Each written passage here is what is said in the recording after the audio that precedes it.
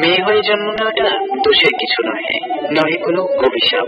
আমরা হয়তো অনেকে ব্রিটিশ সদস্যদের জীবন সংগ্রামের গল্প শুনেছি, আজকে আমরা এমন এক মেয়ের জীবন সংগ্রামের গল্প শুনবো যে কিনা ভিনদেশী হওয়া সত্ত্বেও পুরো ক্যাপক জগতের রাজত্ব করে বেড়াচ্ছে।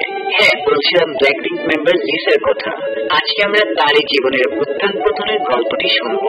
অনেকের কাছে লিসা এক অনুপ্রেরণার নাম, আবার কেউ কেউ তো লিসার নাম শুনলেই হিংসায় জলে পুড়ে ছারখার হয়ে যায়। কেন অনেক অনেক মানুষ তাকে হেট করে সেটাও জানবো আজকের এই ভিডিওতে। সো আর কথা না বেরিয়ে চলো মূল ভিডিওতে ফেরা যাক। লিসার জন্ম 1997 সালের 27 মার্চ থাইল্যান্ডের বুরিরাম প্রদেশে। মা এবং সৎ বাবা নিয়ে তাদের ছোট্ট পরিবার। তবে এখানে একটা ইন্টারেস্টিং বিষয় আছে, লিসার মা থাই হলেও তার সৎ বাবা কিন্তু একজন সুইডিশ। তিনি একজন নামকরা শেফ, মানে রাঁধুনি। তার নাম মার্কুস ব্রুসওয়েলার। আর লিসার মায়ের নাম চিত্তিক ব্রুসওয়েলার। তার বার্থ নেম প্রাণপ্রিয় মনোবল হলেও 13 বছর বয়সে তার নাম পরিবর্তন করে প্রাণপ্রিয় মনোবল থেকে লালিসা মনোবল রাখা হয়। কারণ একজন সাধু বাবা তার মাকে পরামর্শ দিয়েছিল, যদি তুই তোর মেয়ের নাম পরিবর্তন করে লালিসা মনোবল রাখিস তাহলে তোর মেয়ের ভাগ্যের তারকা উজ্জ্বল হয়ে যাবে, যেটা ছিল তার কাছে এক আশীর্বাদ। আর যখনই তার নাম পরিবর্তন করে লালিসা মনোবল রাখা হয়, তারপর সত্যি লিসার ভাগ্যের চাকা ঘুরে যেতে থাকে। তাকে আর পিছু তাকাতে হয়নি। নাচ এবং গানের প্রতি ছোট্টবেলা থেকে ছিল তার প্রবল আগ্রহ। সেই আগ্রহ থেকে তিনি বিভিন্ন নাচের প্রতিযোগিতায় অংশ নিতে শুরু করেন। তার এই আগ্রহ দেখে মাত্র 4 বছর বয়সে তার মা তাকে একটি নাচের ক্লাসে ভর্তি করিয়ে দেন।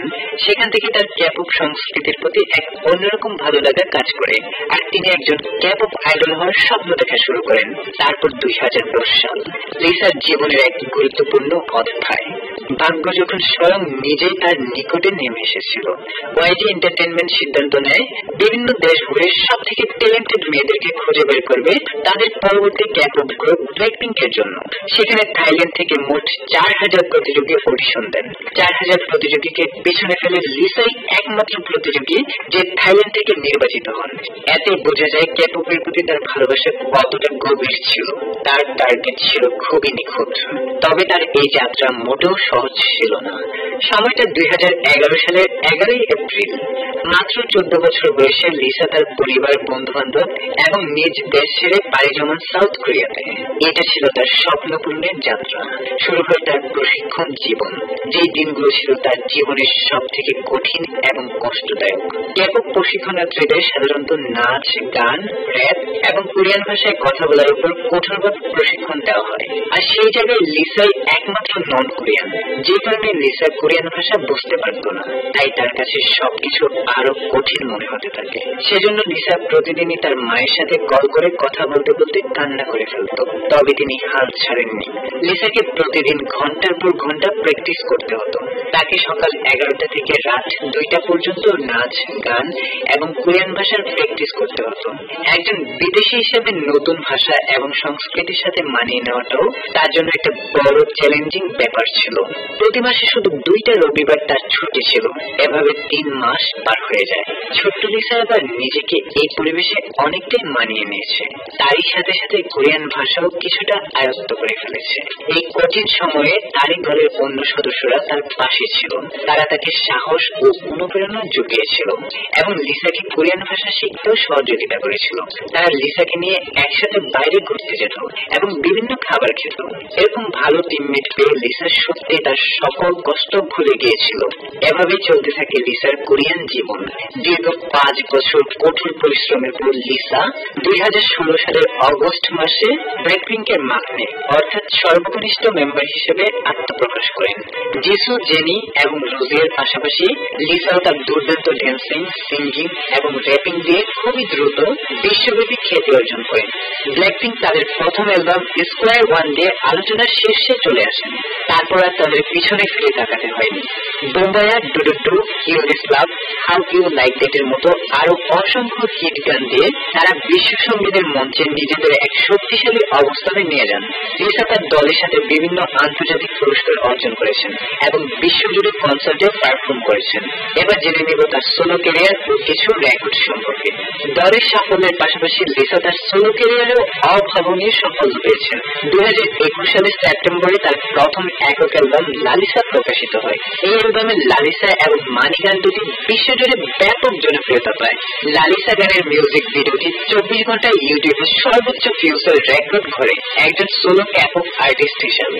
স্পটিফাই এর মতো প্ল্যাটফর্মেও তার গান বিলিয়ন স্ট্রিমের মাইলফলক অর্জন করেছেন। লিসা একাধিক গিনেস ওয়ার্ল্ড রেকর্ড করেছেন, যার মধ্যে এমটিভি ভিডিও মিউজিক অ্যাওয়ার্ড এবং এমটিভি ইউরোপ মিউজিক অ্যাওয়ার্ডে প্রথম সোলো ক্যাপপ উইনার হওয়ার সর্বোচ্চ রেকর্ড করেছেন। সঙ্গীতের পাশাপাশি ফ্যাশন জগতেও লিসা একজন গুরুত্বপূর্ণ আইকন। তিনি বিভিন্ন আন্তর্জাতিক বিলাসবহুল ব্র্যান্ডের গ্লোবাল অ্যাম্বাসেডর হিসেবে কাজ করছেন। তার স্টাইল ও ফ্যাশন সেন্স তরুণ প্রজন্মের কাছে ব্যাপক জনপ্রিয়। ইনস্টাগ্রামে তার ফলোয়ার সংখ্যা আকাশচুম্বী, যা তাকে বিশ্বের অন্যতম প্রভাবশালী তারকাদের একজন করে তুলেছে।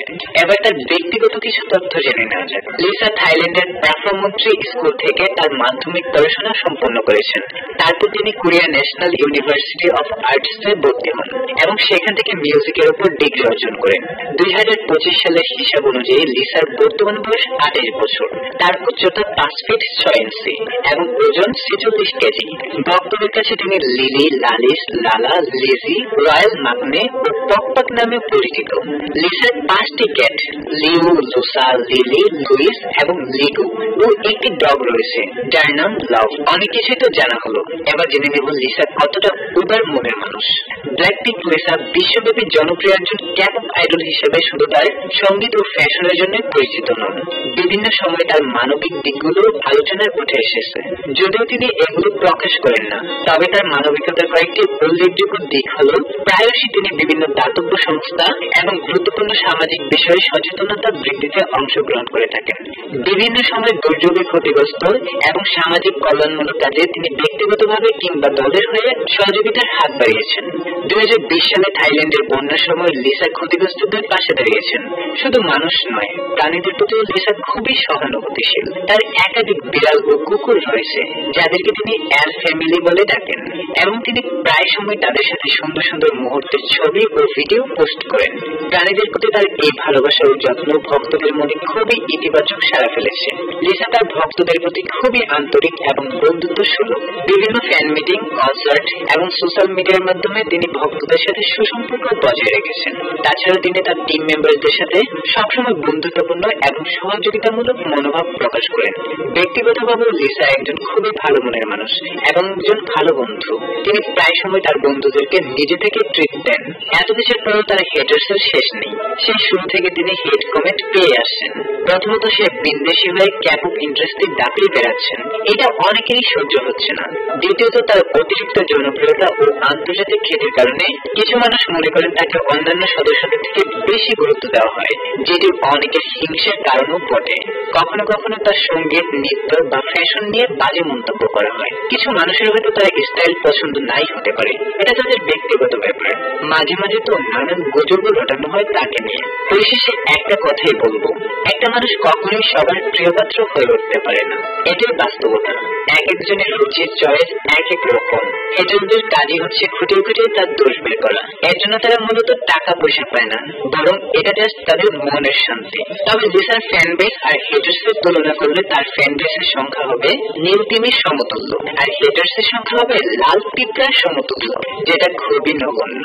তবে যাই হোক, লিসার এই সাফল্য কিন্তু কোনোভাবেই অস্বীকার করার মতো নয়। তার জীবন কাহিনী অনেকের কাছে এক অনুপ্রেরণার গল্প। থাইল্যান্ডের এক ছোট্ট শহর থেকে বেড়ে ওঠে, নিজের স্বপ্ন পূরণের লক্ষ্যে কিভাবে পরিবার ও নিজের দেশকে বিসর্জন দিয়ে একজন বিদেশী হিসেবে আন্তর্জাতিক সঙ্গীতাঙ্গনে নিজের জায়গা করে নিয়েছেন এবং কোরিয়ান ভাষা ও সংস্কৃতির জটিলতাকে বিদ্যাঙ্গুলি দেখিয়ে সাফল্যের শিখরে পৌঁছেছেন, সেটা সত্যি প্রশংসনীয়। অদম্য ইচ্ছা ও কঠোর পরিশ্রম যে কোনো সাধারণ মানুষকে অসাধারণে পরিণত করে। তো লিসার জীবন সংগ্রামের এই গল্পটি থেকে আমাদের অনেক কিছুই শেখার আছে। তোমাদের মধ্যেও লুকিয়ে আছে হাজারো লিসা। তোমরাও চাইলে পারবে স্বপ্নকে সত্যি করতে। তো আজকের ভিডিও এই পর্যন্তই। লিসার জীবনের গল্পটি তোমাদের কাছে কেমন লেগেছে আর পরবর্তীতে কোন সদস্যের জীবনের গল্প শুনতে চাও, এখনই কমেন্ট করে জানিয়ে দাও। আর ভিডিওটি ভালো লেগে থাকলে আমাদের এই ছোট্ট চ্যানেলটিকে সাবস্ক্রাইব করতে একদমই ভুলবে না। আর তুমি বড় হয়ে কি হতে চাও, অর্থাৎ তোমার স্বপ্ন কি, সেটিও জানাতে পারো। তো দেখা হচ্ছে পরের ভিডিওতে। সবাই অনেক অনেক ভালো থাকবে।